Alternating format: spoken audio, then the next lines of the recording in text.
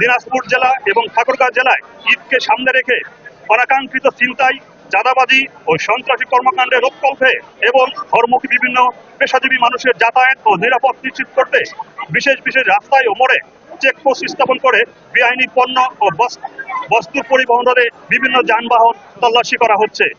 ঈদ উপলক্ষে পুলিশের সাথে সমন্বয় করে চিহ্নিত সন্ত্রাসকারী, ছিনতাইকারী ও সন্ত্রাসীদের ধরার কার্যক্রম চলমান অব্যাহত রয়েছে।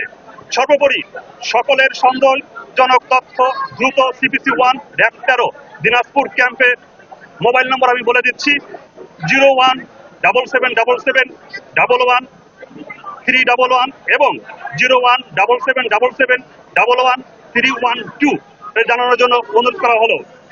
র্যাব বিশ্বাস করে সকলের সম্মিলিত সহযোগিতায় দিনাজপুর ও ঠাকুরগাঁয়ের আসন্ন ঈদ উদযাপন শান্তিপূর্ণ, নিরাপদ এবং উৎসবমুখর পরিবেশে উদযাপিত হবে। সকলকে ধন্যবাদ।